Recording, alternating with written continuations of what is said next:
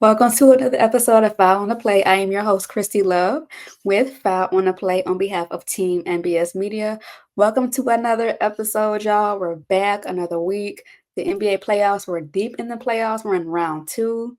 The WNBA season preseason has officially begun, and the Bears had a decent draft. We're going to go ahead and get into all of that and more, but please make sure you guys follow your girl on Twitter and Instagram. I am Kristy Love. Make sure you guys follow me on TikTok at Kristy Love Sports. And also make sure you guys follow my team, Team MBS Media. We're awesome. We have YouTube shows, podcasts, articles. We're talking about everything. We're even covering the Diddy trial right now. So make sure you guys check us out. We're dope. We have some dope content for y'all. So make sure you guys follow us, teammbsmedia.com on the web. All right, y'all. So much has happened. I want to go ahead and talk about the NBA playoffs right now. The NBA playoffs were officially in the second round. The Cleveland Cavaliers and Indiana Pacers did just play this past Sunday. And I don't know who's shocked or not shocked, but the Cleveland Cavaliers, they lost. They lost to the Pacers. The Pacers, I feel like, they're still on that momentum high from the Bucks series. The Pacers beat the Bucks in 5.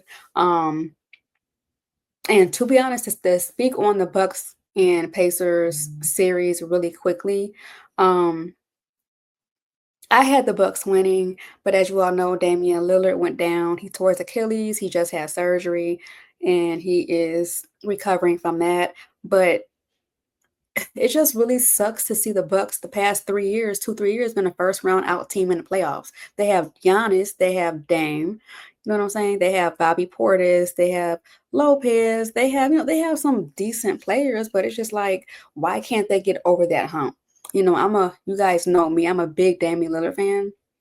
And initially, you guys know he was going to be in Miami, not Milwaukee. But that trade went on. They went ahead and got rid of Drew Holiday. I think it was a 3-team trade, and they got Dame. And I was optimistic that they were going to go ahead and, be a good team, but they couldn't stay healthy. If you guys remember last season, I think the Bucks played the Pacers last year at this time. Dame hurt his Achilles last year. And now this year he officially tore it. So it just really sucks for my guy because I really want him to go far in the playoffs and win. We all saw Giannis do it in Milwaukee by himself. Now Giannis has scoring help with Dame. He can get you 20 points a game, 3, 4, 5 threes, 8 assists. So it just really sucks. And then I know you guys saw when Halliburton dad and Giannis got into it after game 5. That was so Halliburton's dad is so why would you do that? Why would you do that? Getting in Giannis' face, and of course, Giannis gonna defend himself. He's gonna be like, "Why you in my face? Why you talking all this mess? Blah blah blah blah blah." Let your son do the talking and not you, because now, from what I read online, Tyreek's dad cannot come back into the stadium because of all that that rah rah. Mm-mm. And then of course Tyrese Halliburton addressed it in the press conference afterwards, saying that he don't agree with his dad and how he did what he did, and he was going to talk to him and all that mess. So at least Tyrese Halliburton, spoke up on his dad's behalf and apologized. But now let's go ahead and go into the series against the Cleveland Cavaliers. They do match up well with each other. It wasn't a blowout, but the Cavs, that they were in it all game. But like I said, the Pacers were on momentum, in my opinion, from the last series. So that carried over, and they got game 1 in Cleveland. I think the Cavs will go ahead and bounce back and win game 2. They also didn't have Darius Garland. He was out, so that does play a part in why the Cavs lost. If they can stay healthy and get Garland back for game 2, then they're going to go ahead and take game 2. And I feel like after that, I don't think the Pacers will win another one. They could sneak one at home, but I have the Cavs winning this series. I just do. If they can get past Indiana, they'll have to play Boston. I have Boston beating the Knicks. And then if they can get past Boston, they won it all. They won it all. The Cavs had a really good season. They were one of the top teams outside of the Thunder in the NBA. When the season first started, the Cavs were on a 15, 16 game winning streak before they lost their first game. So the Cavs really like that. They have depth. They have a lot of scoring help. They can get down low. So they're looking pretty good. The Pacers, I'm surprised. The Pacers only beat, in my opinion, the Bucks because Dame got hurt. If Dame wasn't hurt, it could have went to 6, maybe 7, but Bucks would have won. But they missed Dame, so that's just my opinion. And then we have the Knicks and Boston. They're playing Monday night. This series might go to 5. I don't see New York winning more than 1. Um, the Boston Celtics have too much on the team. They have a lot of depth, scoring help, defense. They can shoot threes from wherever to from whoever almost. So Boston, they're gonna go ahead and win this series against New York, just like last year. And they're gonna go to the conference finals. So I have Cavs and Boston in the conference finals. And then in the West, let's go to the West. As we all know, um, the Oklahoma City Thunder went ahead and swept the Memphis Grizzlies. They had been sitting at home chilling for like a week and a half, maybe. And I feel like with them having a rest for a while, OKC, that might have Denver at the advantage since Denver just won in 7 against the Clippers. Because they're sitting at home chilling. They could be a little bit rusty a little bit. So if Denver can play their cards right, they can go ahead and steal game 1 against the Oklahoma City Thunder. But I do have the Thunder winning this series. The series might go to 6. I really have faith in SGA and them to go ahead and come on top and go to the Western Conference Finals. And then from Golden State and the Timberwolves, look, I know this Golden State have Jimmy Butler. I know they have Curry, Buddy Hield. However, Ant-Man is on a mission. Cause like they just beat the Lakers in 5, which is crazy because everybody had Lakers in 5, but they lost in 5.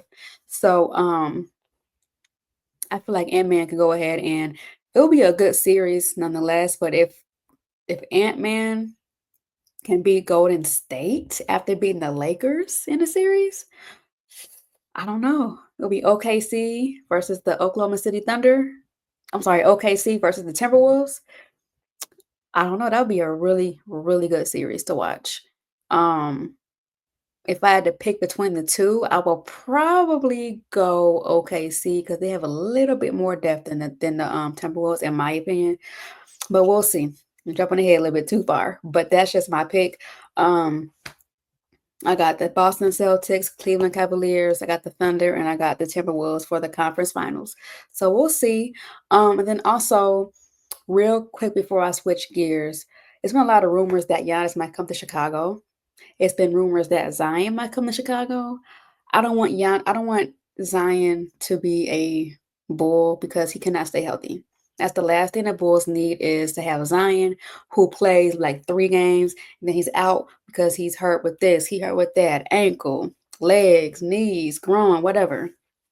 No, it's just a waste of time, a waste of money, a waste of energy, and false hope. And the Bulls have a lot of false hope, and we don't need no more. And Chicago sports has false hope right now, so we don't need nothing else. So that'd be just a waste. And then Giannis, um, I would love Giannis. I would welcome him with open arms. It's just management is too toxic for me. We're like dysfunctional to a degree.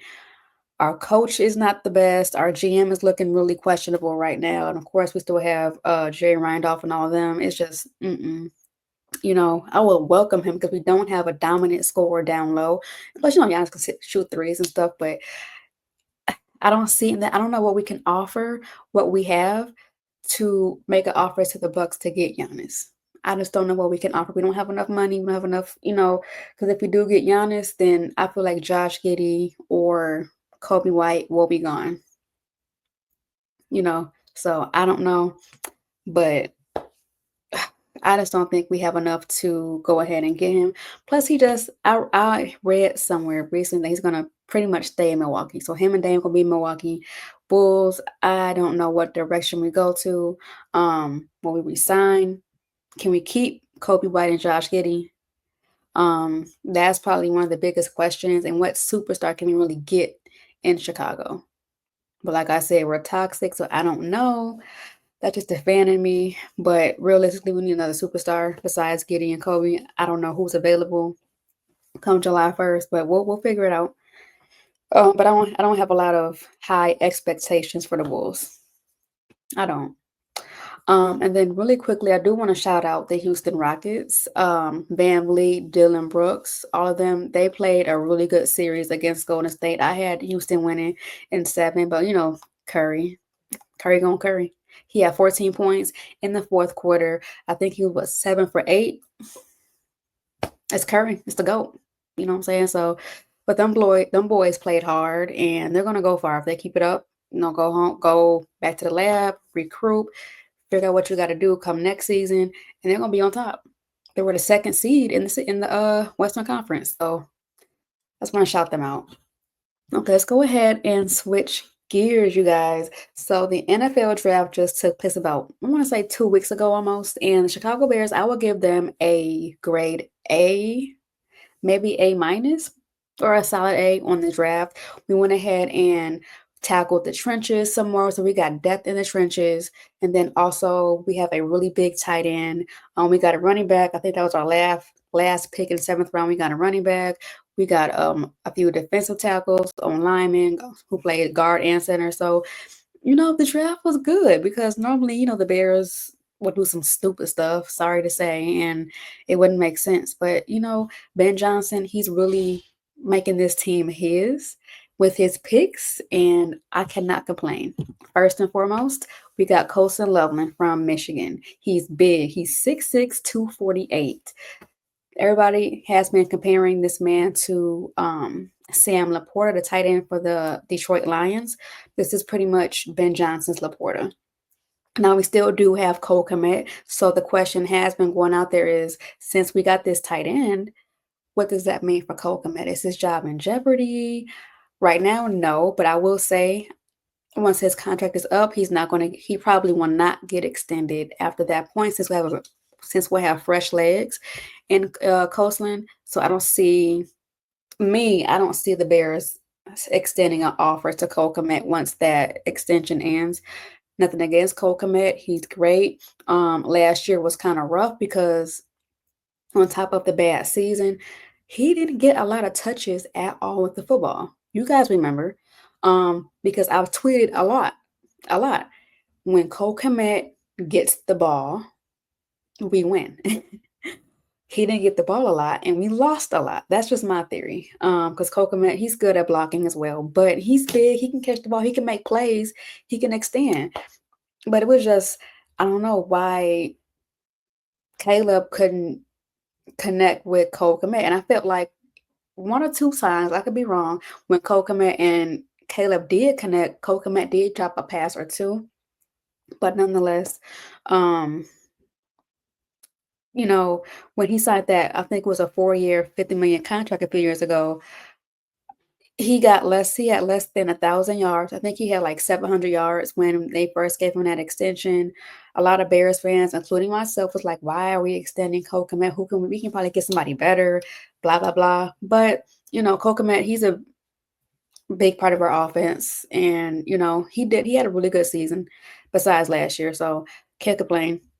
But outside of that, I just don't see them extending his contract. Now we have Colson Loveland. So in the meantime, those two are going to work together. Colson, he is explosive. He can create separation.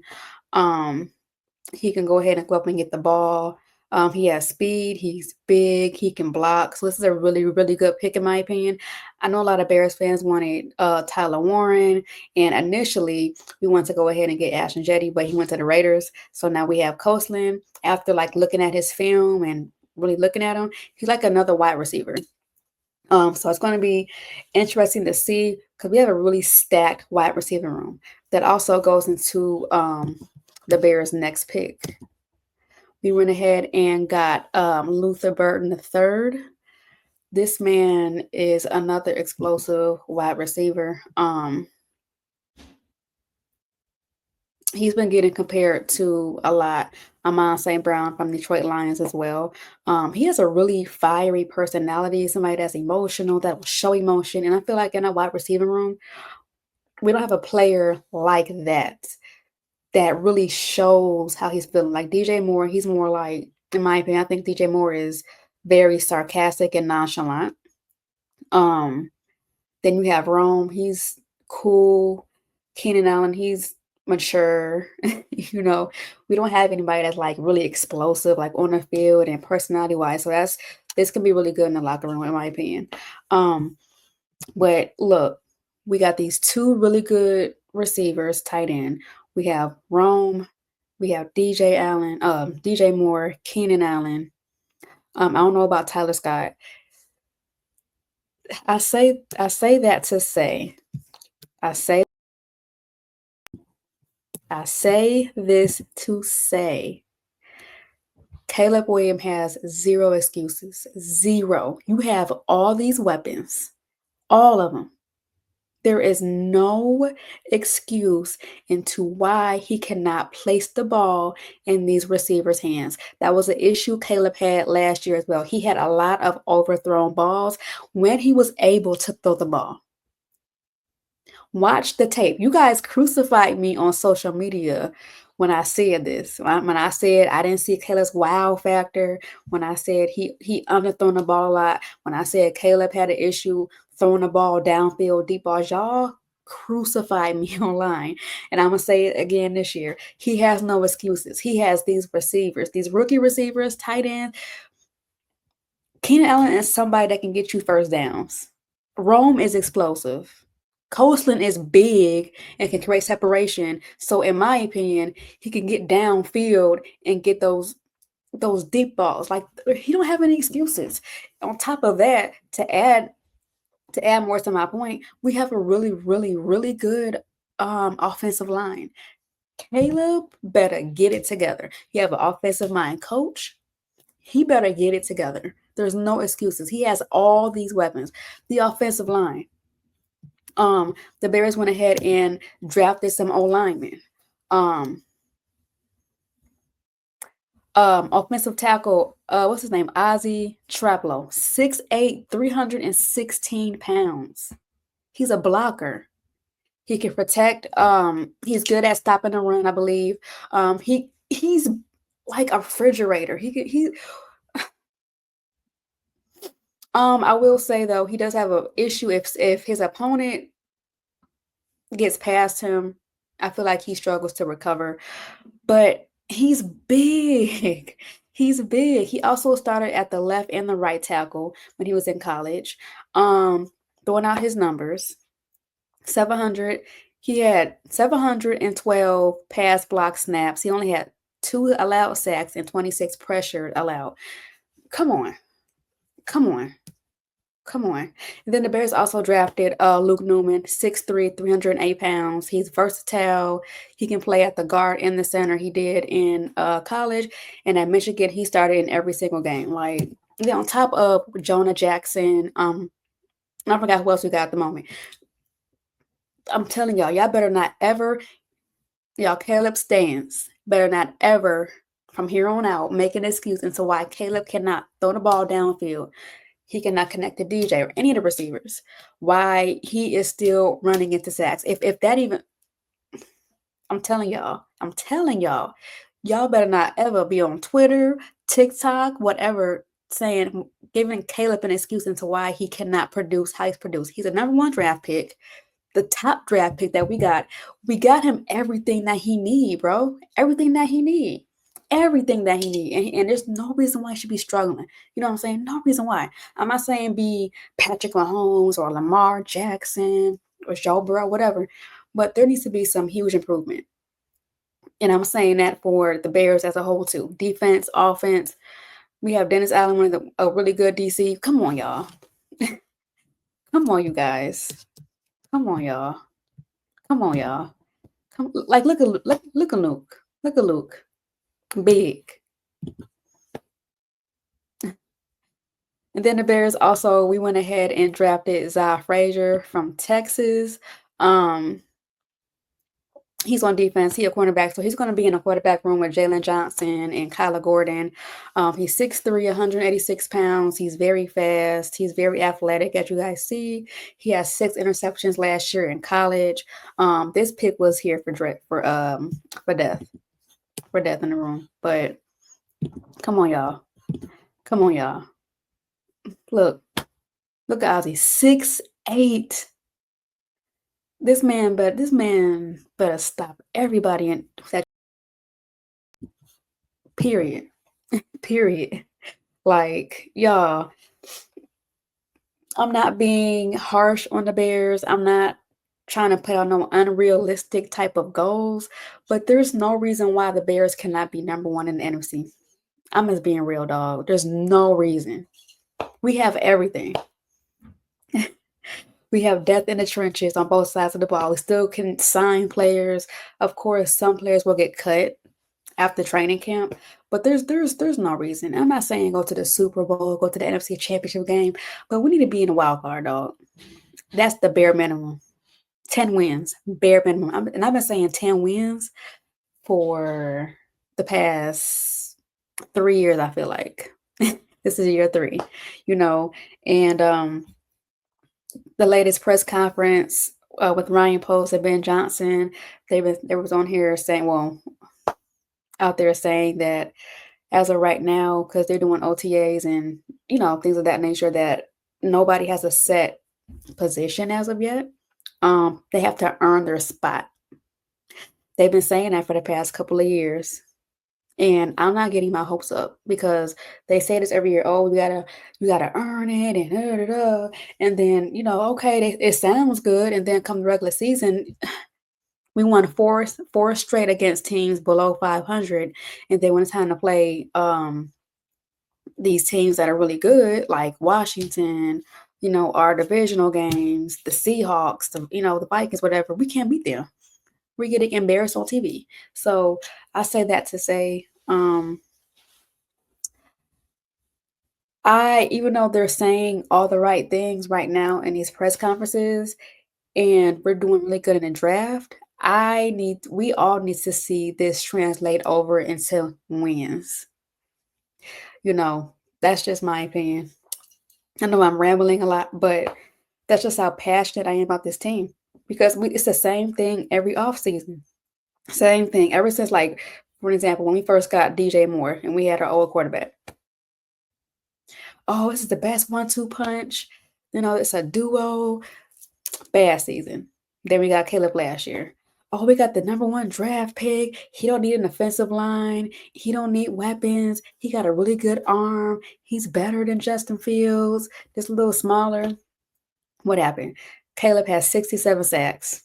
Half of them he ran into. He couldn't throw the ball. He had, and granted it was coaching too, but if you're the number one draft pick, I feel like for example, for the Lions game, the last minute 30, and our old coach didn't call a timeout to try to get a game plan to, score a field goal. In that moment, Caleb should have called a timeout on his own. You are the face of the Bears. You're the number one draft pick. I know he said he was listening to the coach, but come on, dog. You knew that wasn't right. At the end, you're trying to win, and they can't get mad at you. They cannot get mad at you if it works. And that's just my opinion. But I get it. So I say that to say I have no more excuses for anybody on this team. If this is another failed season, I honestly do not know what I would do. I do not know what I would do. And last year it was an uproar on Twitter from a lot of y'all, and I can only imagine the uproar. If we lose 2 in a row, 3 in a row. And I understand it's Ben Johnson's first time ever as a head coach. I understand it can still be a lot of what ifs, but there's no excuses at all. Ben Johnson came from the Lions, and the past couple of years the Lions been good. I know he's not bringing his book for the offense from Detroit. It's just there's no excuses. So I'm gonna go ahead and wrap this up, but there's no excuses into why the Bears cannot be first or even second in the NFC North. There's no reason why we cannot get 10 wins. There's no reason why. If you look at the schedule, because the schedule will come out May 14th, so that's next Wednesday. The schedule release, we play Philly, of course, our divisional games. I think we have Cincinnati. We have the Dallas Cowboys, the Steelers. Come on, y'all. We got Baltimore. Come on, y'all. Come on, y'all. Come on, y'all. So we'll see. We'll see what happens, but it's almost time for OTAs, mandatory rookie mini camp. Then training camp officially will begin in July. It's already May, so time is flying. I cannot wait till football's officially back. Um, yeah, this is a quick little episode, nothing too long, nothing too crazy. I do want to touch on before I go. The WNBA is back. Preseason started this past Friday. The Mercury does not play until Tuesday night. They play the Las Vegas Aces in Vegas. It's going to be the first time we see the new team since Dan Taurasi retired, since Brittany Grinder is gone. We lost the heart and soul of this team and Natasha Cloud. We lost Sophie Cunningham to the Indiana Fever. So, but we have, like I said on my video on TikTok, we have really good players who have a really good resume. We have Alyssa Thomas. We still have Kalia Copper. And then we have Satu Savely. And all three of those ladies alone have really, really good resumes. 2 out of 3 went to the finals. Two of them won. A lot of scoring help, assists. They know how to lead, create their own shot, facilitate defense. So I'm not worried about it. I'm just concerned is how well would they gel together, because it is a new team and the first time playing, with each other. But it's going to be a really fun season to watch. Make sure you guys follow your girl. I'm going to try to go ahead and get to a couple of games this year. Behind the scenes and media credentials, we're going to see. And then hopefully your girl go ahead and get back to the All-Star game. And, things of that nature. So, but it's going to be fun. Make sure you guys follow me on TikTok at Kristy Love Sports. I will be dropping videos after the game, talk about what I saw, what I witnessed, things we need to work on, things that could work. I know it's going to be early and it is preseason and some players still may get cut. But just go ahead and follow your girl. It's going to be really fun, a good season. I'm glad the W is back. Shout out to Paige because she looked amazing on Friday. But yeah, so I'm going to go ahead and just touch on that. Make sure you guys check us out because we have also 2 other members who is covering the WNBA. We're going to be covering the Chicago Sky, of course, and then we're going to be covering the new expansion team in the Bay Area. So make sure you guys tune in with us for that because we're going to be locked in on the coverage for the WNBA. But that's pretty much it. That's all I got for you guys. So make sure you guys follow your girl on social media. Follow me on TikTok and Instagram at Kristy Love Sports. Make sure you guys I'm sorry. Kristy Love, we call Team MBS on social media platforms. Next week, we're going to talk about these playoffs. We're going to talk about who did what and who didn't do what. We're going to get into the Mercury's first a couple games in the preseason. And then we're going to talk about some more football talk. Because you know what? I might record the show Thursday maybe because it's going to be the schedule release. And I'm going to try to go ahead and do some predictions on maybe the NFC North record predictions. I might do that. But make sure you guys tune in to If I Want to Play exclusively right here on Team MBS Media. And thank you guys for watching. Bye.